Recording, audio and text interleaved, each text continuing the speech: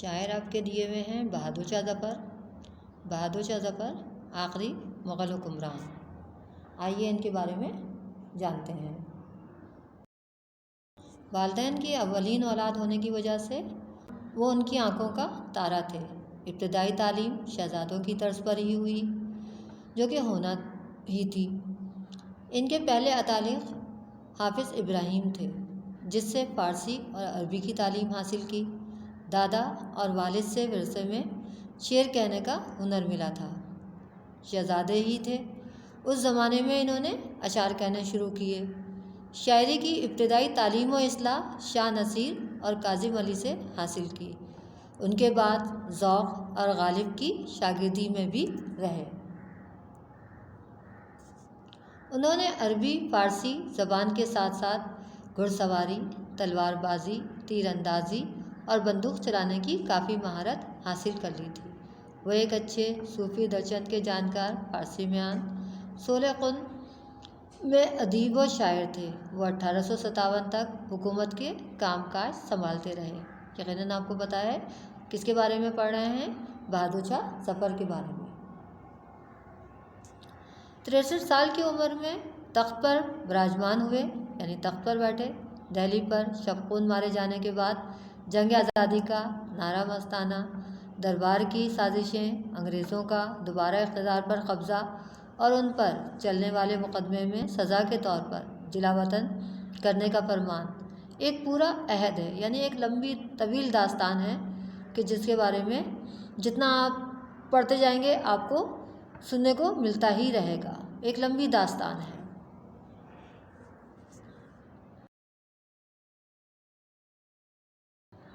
برصغیر پاک و ہند سے مغل خاندان کے وارث یعنی بہادر شاہ ظفر اپنے وطن سے بے دخل کر دیے گئے۔ وہ برما کی اجنبی زمین پر زیادہ دنوں تک نہ جی سکے، یعنی انہیں غیر وطن میں بھیج دیا گیا تھا، جلا وطن کر دیا گیا تھا۔ وہ بہت ہی زیادہ بددل ہو گئے تھے۔ ان کے جسم سے سانس رخصت مانگنے لگی اور شاعری میں زندگی کا چراغ روشن ہونے لگا۔ انہوں نے شاعری میں صنف غزل کے ذریعے شہرت حاصل کی، لیکن اس کے ساتھ ساتھ دوسری اصناف سخن میں بھی طبع آزمائی کی، جن میں رباعی، قطع، دوہا، مسدس، مرثیہ، سلام، نعت، حمد اور دیگر شامل ہیں۔ 1857 کی پہلی جنگ آزادی کے وقت بہادر شاہ ظفر جب 82 سال کے تھے، ایک سانحے سے دوچار ہوئے تھے۔ جنگ آزادی کے موقع پہ جب ان کے سبھی بچوں کے سر قلم کر کے ان کے سامنے انگریز تھال میں سجا کر تحفے کی شکل میں لائے تھے، اس وقت بادشاہ کے دل پر کیا گزری ہوگی، اس کا اندازہ آپ بخوبی لگا سکتے ہیں۔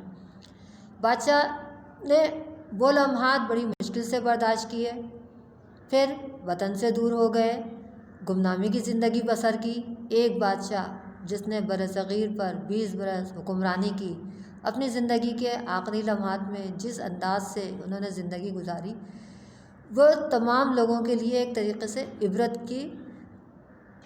ہے۔ کیوں عبرت ہے؟ اس لیے کہ جب ان کا اچھا دور تھا انہوں نے اپنے رعایا کا خیال نہیں رکھا، وطن کے انتظامی امور پر توجہ نہیں دی، بہت ہی زیادہ عیش و عشرت کی زندگی گزاری۔ آج بھی کہا جاتا ہے کہ ان کی اولاد یا ان کی نسل بہت ہی برے حالات کا شکار ہے۔ لگتا نہیں ہے دل میرا اجڑے دیار میں، کس کی بنی ہے عالم ناپائیدار میں۔ کہہ دو ان حسرتوں سے کہیں اور جا بسیں، اتنی جگہ کہاں ہے دل داغدار میں۔ کانٹوں کو مت نکال چمن سے او باغباں، یہ بھی گلوں کے ساتھ پلے ہیں بہار میں۔ بلبل کو باغباں سے نہ صیاد سے گلا، قسمت میں قید لکھی تھی فصل بہار میں۔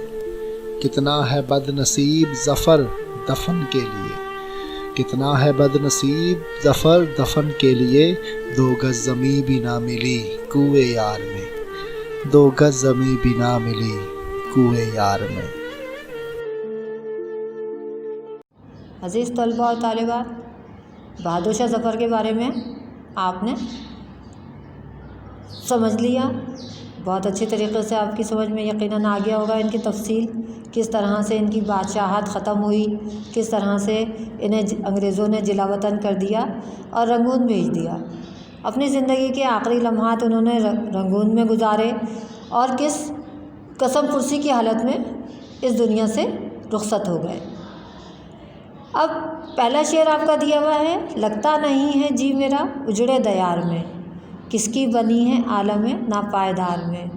یعنی شاعر کیا کہہ رہے ہیں، موقع ایسا ہے، اپنے سارے بچھڑ چکے ہیں، وطن سے دور ہو چکے ہیں، اپنا پرایا کوئی ان کے ساتھ نہیں ہے، اور جو اپنے تھے انہوں نے بھی آنکھیں پھیر لی ہیں۔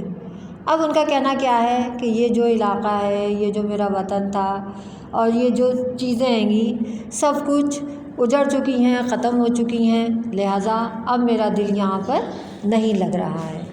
کیوں نہیں لگ رہا ہے بھئی؟ دنیا فانی ہے، دنیا کی ہر چیز فانی ہے، جو آج موجود ہے وہ کل موجود نہیں رہے گا، جو آج آیا ہے وہ کل اس دنیا سے چلا جائے گا، لہٰذا یہ دنیا کیسی ہے؟ یہ دنیا فانی ہے، فنا ہونے والی ہے، یہاں پر کسی کی بھی نہیں بنتی، کوئی بھی چیز اس دنیا کی پائیدار نہیں ہے۔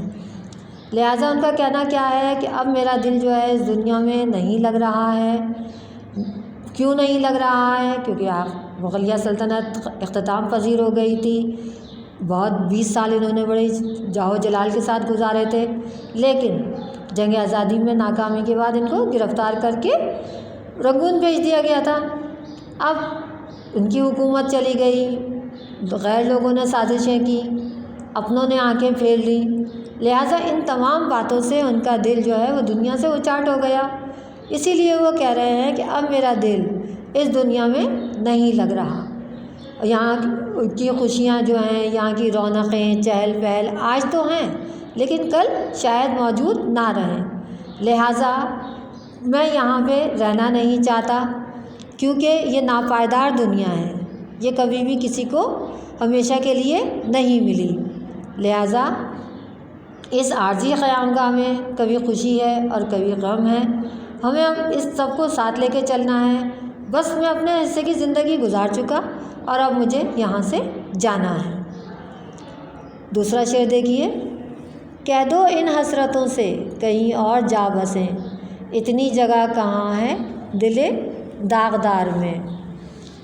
اب یہاں کیا ہے، شاعر کے انداز میں مایوسی ہے، لازمی حالات ایسے ہو چکے تھے کہ وہ بالکل بددل ہو چکے تھے، اب وہ مایوسانہ انداز میں کہہ رہے ہیں کہ بھائی میرے ہاتھ سے بادشاہت چلی گئی، اپنے اولادیں جو ہیں نظروں سے دور ہو گئیں، رنج و الم میں گر گئے، لوگوں کی ٹھوکریں کھائیں، اپنے پرائے سے ستم سہے، اور پھر اب کیا کہہ رہے ہیں کہ میرے دل میں اتنی زیادہ قوت طاقت اب نہیں ہے کہ میں مزید کوئی دکھ کوئی تکلیف برداشت کر سکوں، اب میں جو ہے نہ ہی کوئی حسرتیں بھی، کوئی میرے دل میں حسرت نہیں ہے، اب میرے دل میں حسرت نہیں ہے، میرا دل اتنا داغدار ہو چکا ہے، اتنا دکھوں سے بھر چکا ہے کہ یہ حسرتوں کے لیے جگہ نہیں ہے، اور پھر نہ ہی کوئی میرے دل میں تمنا ہے، اور مجھے پتہ ہے اگر میری تمنا پوری نہیں ہوگی تو کیا ہوگا، میرا دل مزید دکھ جائے گا، میرا دل میں دکھ درد جو ہے